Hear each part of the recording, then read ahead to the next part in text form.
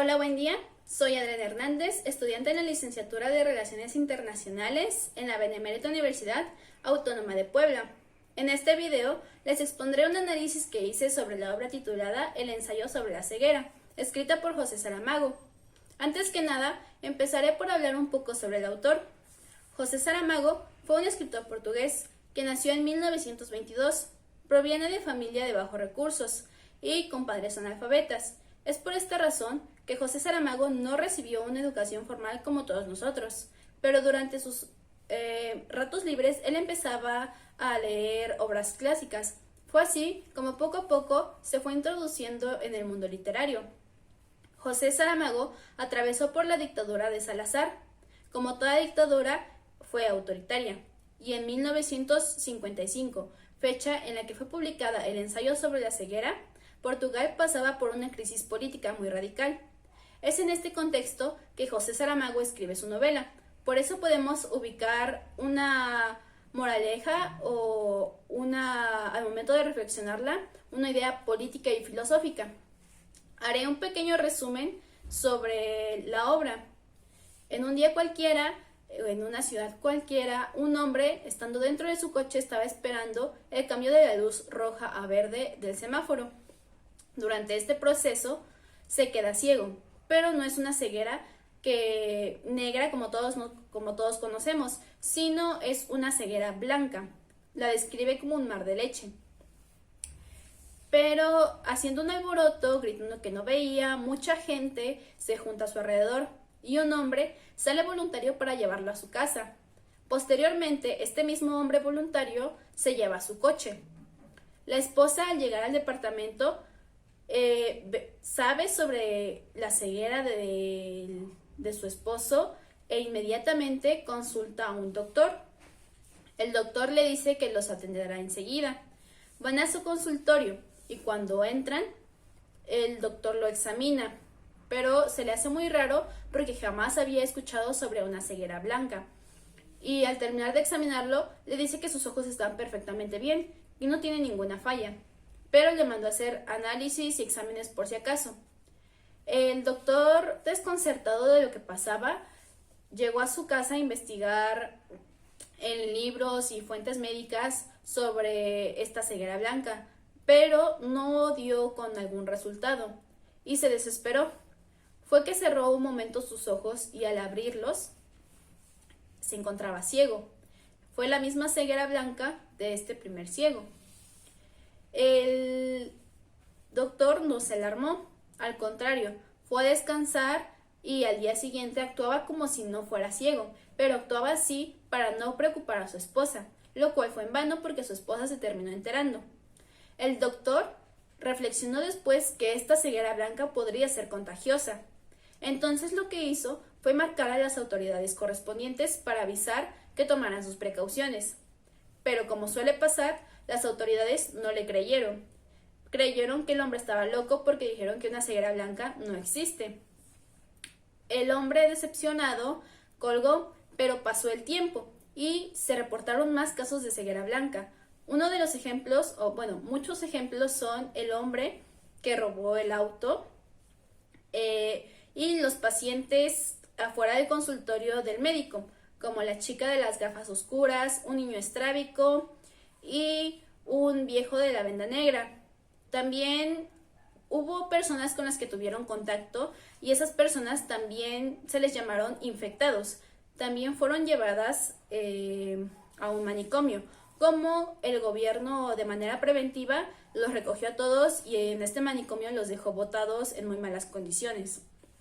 Fue así como se va desarrollando una historia en donde en una sociedad ciega se va desarrollando el caos y la supervivencia. Es importante aclarar que la esposa del primer ciego también fue llevada al manicomio, pero ella les dijo que ella no veía. Fue una mentira. Ella siempre estuvo viendo todo el caos que pasaba dentro del manicomio. Siempre tuvo la vista. El primer punto que quiero abarcar es meramente una filosofía política, centrándonos en dos filósofos, Maquiavelo del siglo XVI y Rousseau del siglo XVIII. Empezaré por hablar por Rousseau, con su idea del estado natural, en donde dice, el hombre es bueno por naturaleza, pero la sociedad lo corrompe. En la obra tenemos el claro ejemplo de la esposa del doctor, que como les dije, ella veía en todo momento, sus ojos estaban intactos, pero por miedo a ser esclavizada por los mismos ciegos, jamás reveló que ella veía, que sus ojos funcionaban correctamente. Sin embargo, un día llegó junto con más ciegos un hombre que traía una pistola, que era un hombre amenazante. Este hombre, al tener la pistola, por así decirlo, tenía poder. Entonces se aprovechó de este poder que tenía, quitándoles la comida que les dejaban a ellos. A cambio, el ciego que tenía la pistola, para devolvérselas, o más bien les puso condiciones para que pagaran por la comida si querían comer. Pedía sus pertenencias más valiosas que tenían, que llevaban con ellos, pero al terminarse estas posesiones que tenían, empezó a pedir mujeres para abusar de ellas. Sin embargo, después de ver todo el caos que este hombre provocó, todas las injusticias que se estaban realizando, tuvo que verse en la necesidad de cometer homicidio contra este hombre. Lo mató. Fue así como se aplica esta filosofía de Rousseau. La chica ayudaba a los ciegos, o sea, no les decía que no era ciega, pero los ayudaba a orientarse o traía la comida, etc.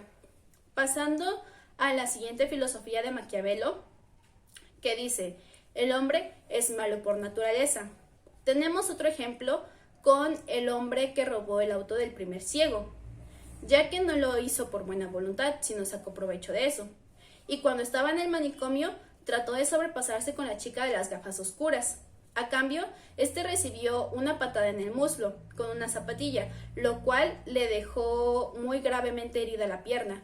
Poco tiempo después, esta fue la causa por la que fue a buscar a los sargentos que lo cuidaban, para pedir ayuda médica. Pero los sargentos, como tenían mucho miedo de ser contagiados por esta ceguera blanca, le dispararon y murió. La chica, al enterarse de que había muerto, se culpó a sí misma, diciéndose que si se hubiera dejado, él no estaría muerto. Lo que nos pasa en la realidad. ¿Cuántas mujeres no somos acosadas y vivimos en silencio por esta misma razón? Otro ejemplo es cuando convocaron a las mujeres para pagar por la comida de ellas y de los hombres. ¿Cuánta violencia de género no se vive en nuestra actualidad? Hay una frase que viene en el libro y que está muy ligada a esta filosofía de el hombre es malo por naturaleza, que dice, de esta masa estamos hechos, mitad ruindad, mitad indiferencia. Y es muy cierto. En segundo lugar, Maquiavelo también dice, es mejor ser temido que amado.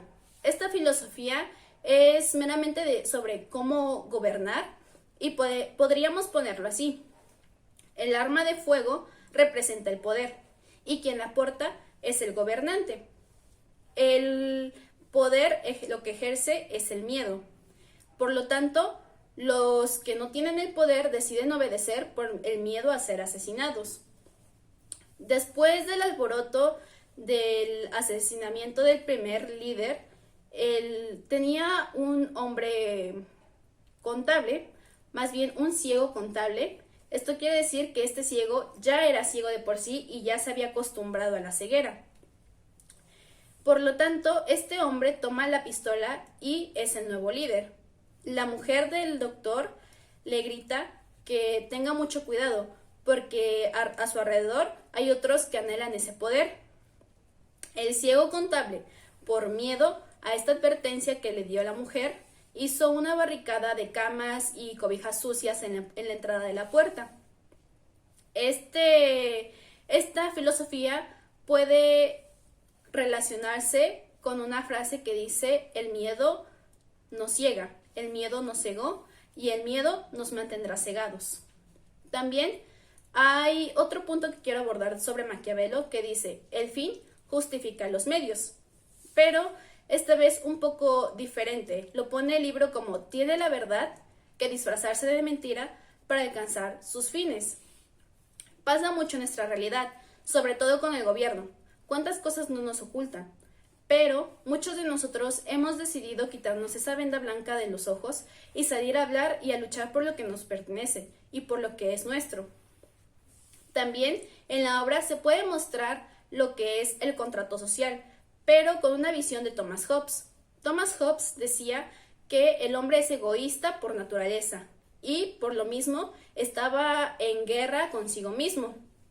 Podemos verlo desde los instintos más profundos que nos muestra la obra, ya que este hombre saca sus instintos más profundos como si fuera un animal, ya que hacía sus necesidades donde quisiera, tenía relaciones donde quería, era sucio, se olvidó del pudor completamente.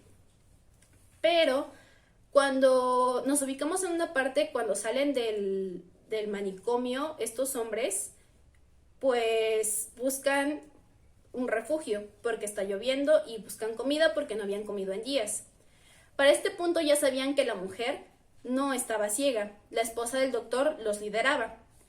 Y después de comer y encontrar refugio, van a la casa de la chica con gafas oscuras, pero sus padres no se encuentran y se quedan ahí por muy poco tiempo.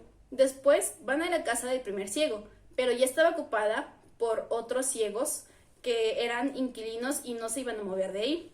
Por lo tanto, se fueron a la casa del doctor y de su esposa. Su esposa tomó el control, ya que ella veía, y les dio un lugar donde dormir, les dijo, aquí van a hacer sus necesidades, vamos a tener que racionar muy bien la comida, ya que en ese punto toda la ciudad estaba ciega y la comida era muy escasa. Les decía dónde bañarse, en la azotea, y por así decirlo, este orden y su líder, entre ellos hicieron este contrato social. En nuestra realidad también es lo mismo.